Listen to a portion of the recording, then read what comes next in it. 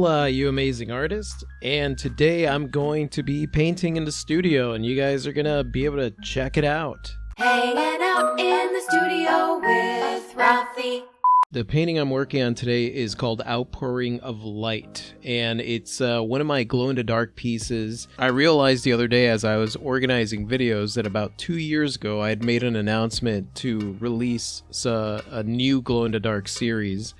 And apparently I forgot about it, even though I did state that I was going to release them in May of that year. Things get a little hectic in the studio, and sometimes certain projects, unless they get written down, they somehow end up on a back burner. That's why I tell everybody to keep a list of things that you are planning on doing so that you do them. I wanted to create a piece that would symbolize almost like the beginning of creation. The reason that's called Outpouring of Light is because I am a big believer that you basically get back whatever it is that you give out. So I want to give out as much happiness and positivity and motivation as possible, because I want to be somebody who is a bright light, is somebody who pours out that light into the world. So this piece, even though it's not a male model that I used, is pretty symbolic of me, myself, and Klee, actually. So if you're watching this on YouTube, chances are that the video is censored. The reason I do that is because I don't want my videos to be taken down. So we do offer these videos on Patreon and on my website that are not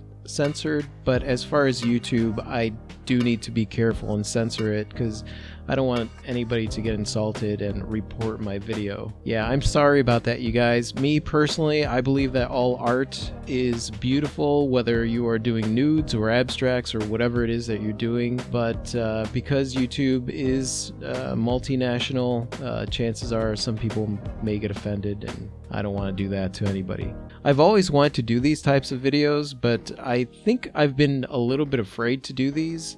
Give me your feedback, you guys. Let me know what you think. In the future, I may make a list of some of the materials and the brushes and stuff that I'm using so that you guys could either follow along, make them a little bit easier to follow along.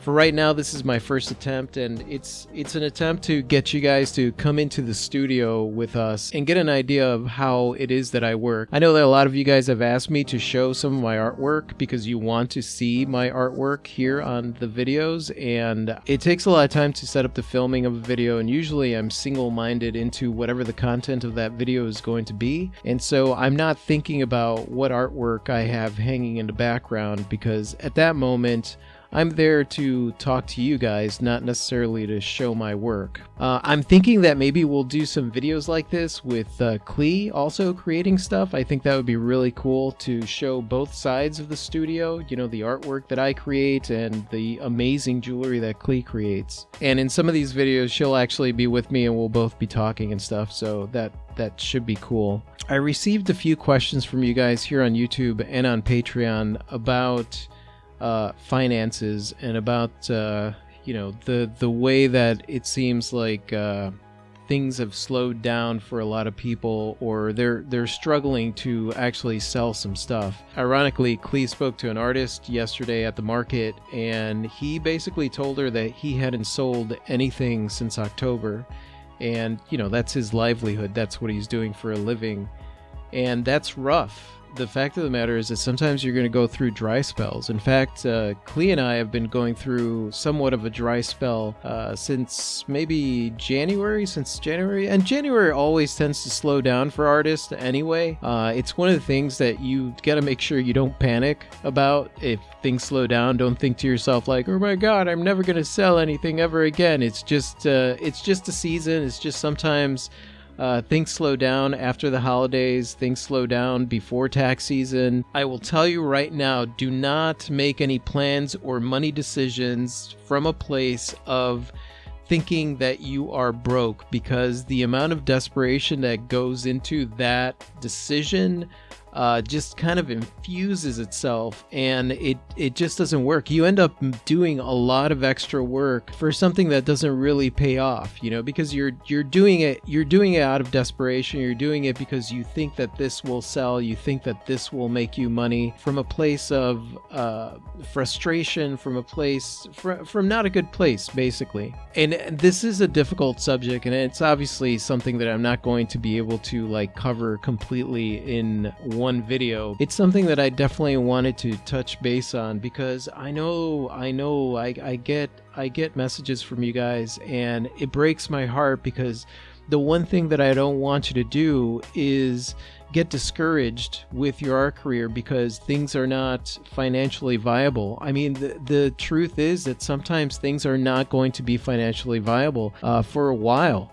It takes time for things to gain momentum. It takes time to build a following. It takes time to build that collector base and get people behind your artwork. A lot of people ask me, well, how do I find collectors and stuff? And truthfully, collectors find you. You put your stuff out there. You get out there as much as possible, and those collectors resonate with your work, and there you go. You've got a collector. You can't go somewhere. There isn't a collector store where you go and collect collectors or anything like that. It just doesn't work that way. Make sure that you set yourself up with more than just one source of income. When you are working for yourself, you do definitely have to set up multiple streams of income.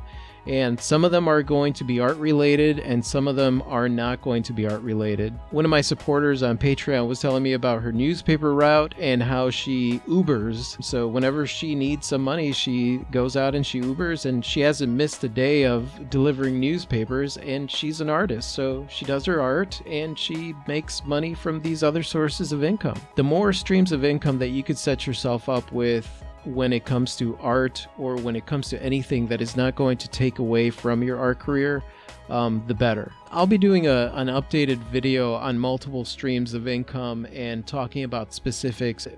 But still, I know that one of the most important things for me to do is to stay in a positive, opportunity-looking frame of mind. Don't allow myself to get into that place where I start complaining to other people, or bitching about it, or moaning because I don't have the money. And a long time ago, I used to do that, and I'll be honest with you, things did not work out for me all that great back in the day, because I was basically pawning off the responsibility on whatever the situation was, whether or not it was the weather or it was somebody or something, instead of taking on the challenge myself and saying, you know what, let me figure this out. Where there is a will, there is a way. I'm not going to give up. I'm going to keep moving forward. It's funny how that might seem like it's very Pollyanna, but to be honest with you, I cannot tell you how many times I've gotten out of sticky situations when it comes to finances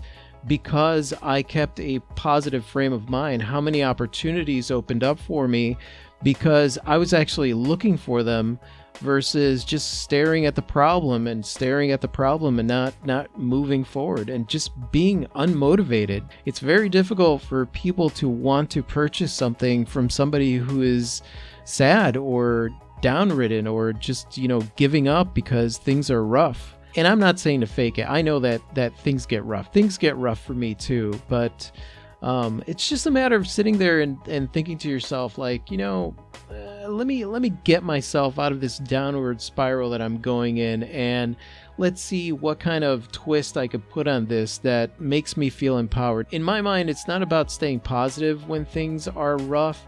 It's about staying empowered, not allowing yourself to feel like a victim to the situation or the circumstance, to understand that you have a say in the way that you're going to feel and in the decisions that you're going to make moving forward. That would be the best advice that I could give on such a tricky subject. By the way, for this particular painting, a lot of people ask me what kind of paint do I use for the glow in the dark. I actually mix my own pigments.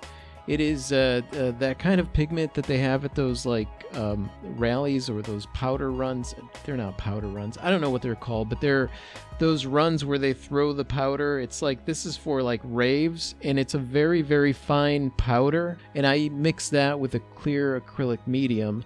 And that's how I get these really good glowing stuff, because all the store-bought stuff just really sucks. I've tried just about every single brand, and they tend to really not be that good, and they don't really retain the glow effect for that long. By the way, you guys, I am testing out new ground right now with filming these videos. I've always wanted to do these types of videos, just I've never done them before because I don't really have the equipment to be able to film these. Also outside of my comfort zone.